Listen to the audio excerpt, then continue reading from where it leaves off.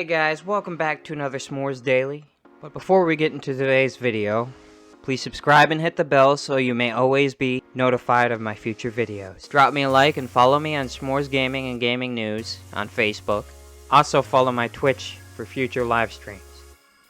Alright guys, I'm back for the news. Pokemon Brilliant Diamond and Shining Pearl enables trading with strangers. 2 more mythical Pokemon coming to Sinnoh, and they're talking about it. Arceus and Darkrai. Arceus you can get, I think you can get it now. You just have to have saved data, have beaten Legends Arceus, and have beaten Pokemon Diamond or Pearl, Brilliant Diamond or Pearl. And then you go to your room after you beat the game and you have the National Dex, and you should be able to get it, Pokeball with the Arceus flute, and you go up to Sphere Pillar, you know, that stuff. As for Darkrai, he's in an event that will come later. Ongoing, it'll be the next event. Internet, mystery gift, you know, you get the deal. Anyway, so figured I should let you guys know that. If you guys still don't have Shaman's, still going till the next event, so if you guys should get that, even if you can't use the card yet in your file.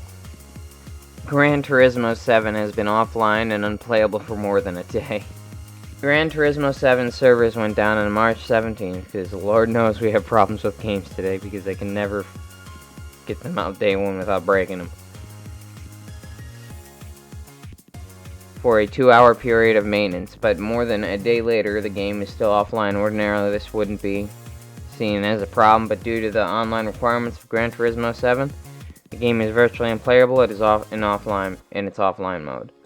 Most of Gran Turismo 7 requires online services access, and at the time of writing, the only update from Polyphony has been an official statement that noted we are extending today's schedule for maintenance for the Gran Turismo 7 servers. We ask for your patience. We work to complete the maintenance due to an issue found with update 1.07. We are extending the current server maintenance period. We will confirm the completion time as soon as possible. So what has caused the extended outage? Some people have theorized that the recent 1.07 patch has broken the game. Yeah, basically what I just said. And has increased the overall grind to earn credits. While some conspiracy theorists have suggested that save data may have been wiped from the servers, Sony has not made formal comment on the situation, either which has not gone over well with anyone who paid the $70 cover price for the racing simulator. Gran Turismo Kazunori Yamauchi has apologized for the outage, but there's still no word yet on when it'd be playable again. In our Gran Turismo 7 review, Alex Goy said it plays as close to driving a real car as you can get on a console. And much like shaving a few seconds off your commute or playing on your favorite road in the real world, the game draws you in with challenges, physics, and luscious visuals. Star Wars Eclipse dev says it can't have been delayed because it has never announced a release date. Well, I can see how that logic works, I guess. Star Wars Eclipse delay rumors have been refuted by developer Quantum Dream. Speaking to the game's radar, the heavy rain in Detroit Become Human developer said its new Star Wars game couldn't possibly be delayed because it has never had a release date, and he's not wrong about that. The spokesperson said that Star Wars Eclipse has not been delayed because Quantum Dream never announced or promised a launch window for the title. Recruiting remains active as it works on Star Wars Eclipse third-party publishing and unannounced projects. The statement was likely issued in response to an X-Fire report that said Quantum Dream was struggling to hire enough staff to develop Star Wars Eclipse, leading to the game being pushed back to a release date 3 or 4 years away. Lucasfilms announced the game at 2021's Game Awards in December, making clear at that time that it will still in early development despite showing a reveal trailer. Like Quantum Dream's previous game, Star Wars Eclipse will be a story-based cinematic adventure where player choice affects how the story unfolds. Starfield 13 pieces of new concept art revealed. A new Starfield developer video has revealed a ton of new concept art for the upcoming space RPG, revealed as part of episode 2 of its Into the Starfield series. The concept art shows new locations, enemies, and more, some of which was more specifically explained by the devs themselves. You can check out all the art below. Just scrolling through here, I'll leave these in the description below, guys, so you guys can check them out. Starfield will update one of its Elder Scrolls Oblivion's mechanics. The dialogue minigame is coming back. A new developer diary for Starfield has revealed that Oblivion's persuasion minigame has been updated and included in Starfield's dialogue. I almost said Star Wars.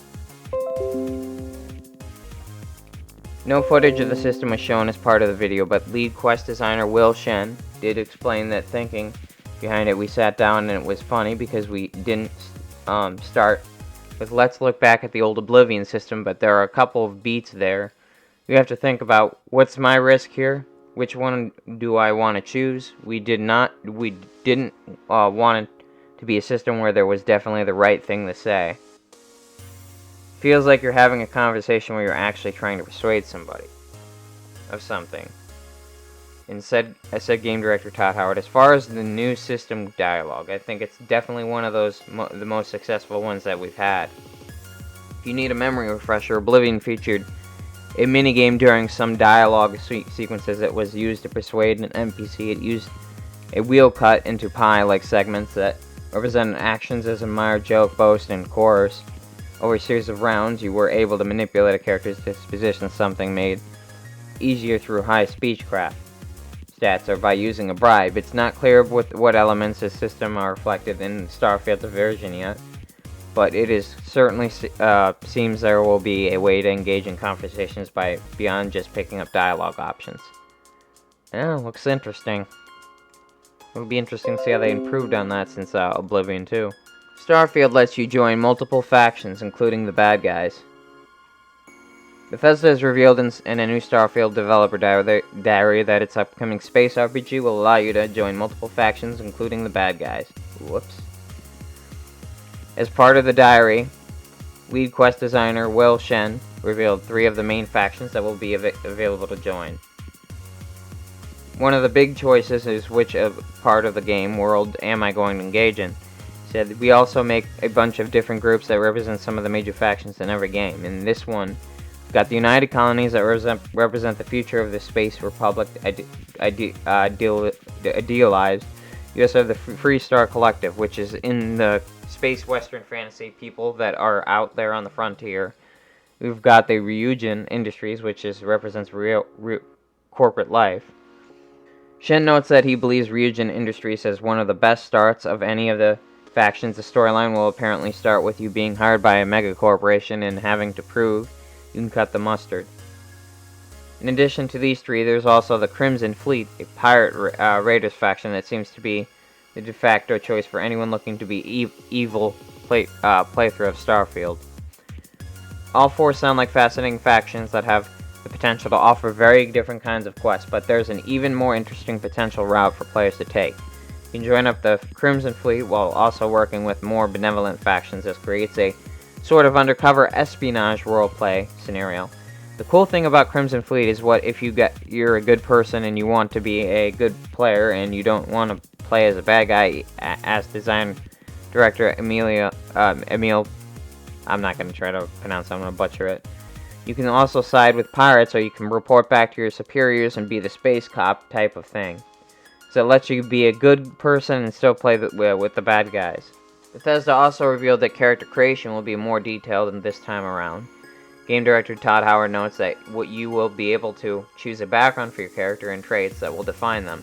Akin to more hardcore RPGs such as Pillar of Eternity, it's unclear from the conversation if factions and backgrounds linked together.